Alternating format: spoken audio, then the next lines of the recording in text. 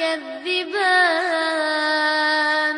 Tadi dikatakan bahwa membuat patung itu adalah budaya orang jahiliyah. Ketika Islam datang, patung-patung tersebut dihancurkan. Lalu bagaimana jika ada patung pahlawan yang dikatanya dibangun sebagai monumen untuk menang jasa-jasa? Tolong jelaskan. Semua patung nggak boleh. Semua patung tidak boleh. Mau patung pahlawan, mau patung gajah, mau patung binatang-binatang yang bernyawa, itu nggak boleh. Rasulullah Sallallahu Alaihi Wasallam mengutus Ali bin Abi Thalib.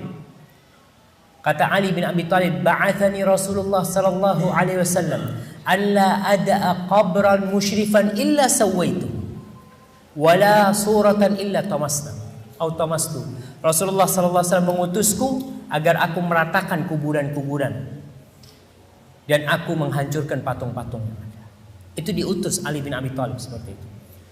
Kalau dikatakan Ustaz ini bukan untuk disembah. Nah, Rasulullah sallallahu alaihi wasallam mengatakan asyaddun nasi adzaban yaumal qiyamah al-musawwirun. Orang yang paling berat siksanya pada hari kiamat adalah para penggambar. Penggambar ini bisa jadi gambar itu yang ada wujudnya. Ini gambar yang bernyawa ya. Di mana Allah akan mengatakan kepada mereka, ahyu ma khalaqtum. Hidupkan yang kalian ciptakan. Diperintahkan untuk meniupkan ruh kepada ciptaan-ciptaan. Dan mereka tidak akan bisa. Maka para jemaah berkaitan dengan patung ini memang nggak boleh. Kalau kita bicara hukum Allah Subhanahu Wa Taala, kita bicara hukum Islam. Dan awal-awal patung dibikin itu untuk mengenang, bukan untuk disembah. Awal adanya patung itu di masa Nabi Nuh alaihissalam, di mana orang-orang pada bikin patung monumen. Ingat, bukan patung untuk disembah, monumen untuk mengenang kebaikan mereka. Tidak perlu, kalau kita ini mengenang mereka adalah semangat mereka yang seharusnya kita lakukan.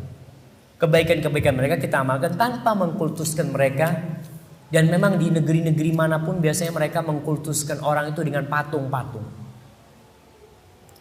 Dan kalau kita bicara hukum Islam, Rasulullah SAW diperintahkan untuk menghancurkan patung-patung itu. Dan orang yang paling besar siksanya adalah yang bikin patung-patung itu. Hadza wallahu a'lam. Itu yang Anda ketahui tentang masalah itu. Tinggal sekarang kitanya nih yang ngaku orang Islam gak pernah belajar Islam, sehingga tatkala ada hukum baru kita katakan ini nyeleneh. Dari mana hukum itu? Bukan nyeleneh, kitanya yang baru belajar Islam. Kita nih, antum nih belajar di Stikes, pelajaran agama berapa jam sih? Berapa jam? 2 SKS selesai. Apa cukup antum mengkaji 30 juz Al-Quran 2 SKS? Enggak cukup. Tapi itulah hanya ujung Islam yang kita ketahui. Sehingga tatkala ada hukum-hukum baru kita mengatakan, oh ini aliran sesat, ini aliran nyeleneh. Kenapa? Anda nggak pernah tahu tentang itu. Ya ente nggak pernah tahu. Agama kita ini adalah qala Allah, qala Rasul. Apa yang di dalam Al-Quran itulah undang-undang kita sebagai seorang Muslim. Undang-undangnya itu Al-Quran dan Sunnah Rasul SAW. Itu yang harus kita taatin. Kita harus loyal kepada kitabullah dan loyal kepada Sunnah Rasul SAW. Hadza wallahu a'lam bishawab.